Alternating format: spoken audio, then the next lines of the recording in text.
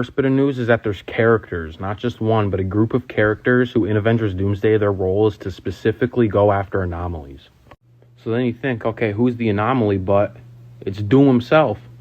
Now, I know this sounds crazy, but I'm going to go out on a limb and say that Earth 616 never had a Dr. Doom, because we know the Fantastic Four from the first steps are from 616, and they went to their planet where the movie takes place, and they're probably going to be returning. But you think if they had their origin story on this Earth, and they've been gone this whole time, the whole 4 years, you think this whole time Victor Von Doom's just been quiet? I don't think he existed.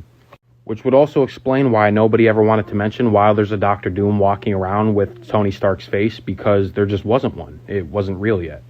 Now, we know from the concept art here that they're going with the God Emperor Doom storyline, and if he's an anomaly, that would explain why he has this superior God complex.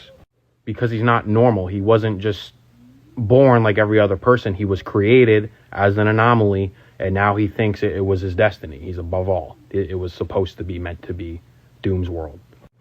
So then you think, okay, well, what created this anomaly? Well, one of two things. The most obvious one being the snap at the end of Endgame. Because one, well, they share the same face, and Tony bent all type of cosmic laws. We don't know what could have incarnated from that.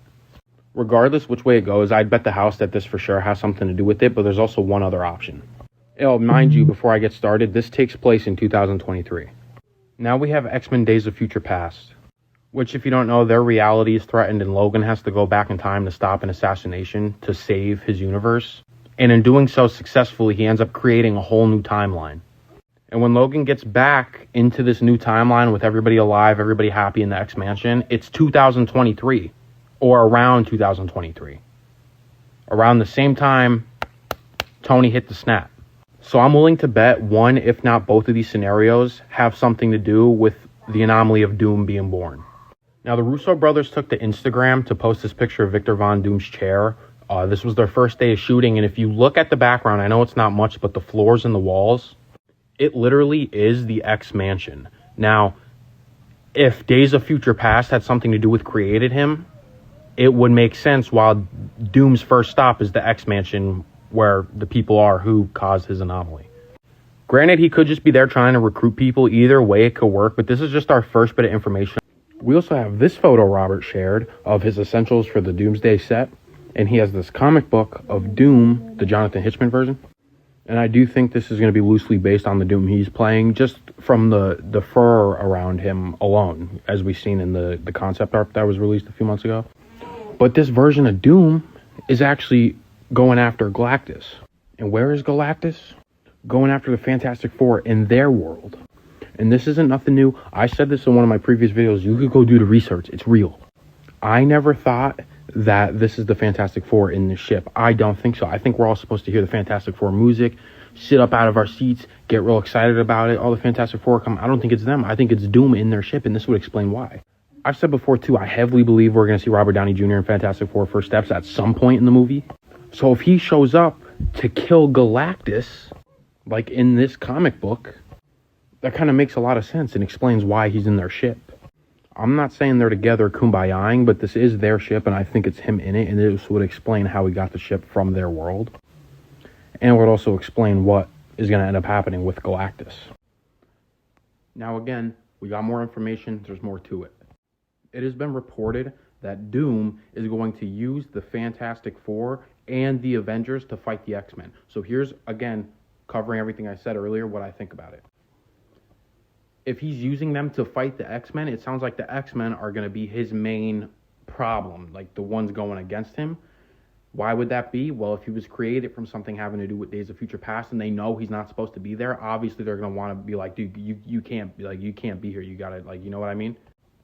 But he's not trying to hear none of that, so he's using the Avengers and the Fantastic Four to fight them. Now, why would the Avengers and the Fantastic Four side with Doom? Well, one, he looks like Tony Stark. I'm telling you, he's going to use that to his advantage.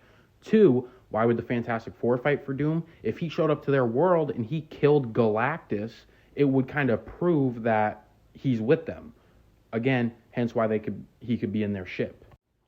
Now, I know they originally were going with the Kang storyline, so they didn't have all this thought out.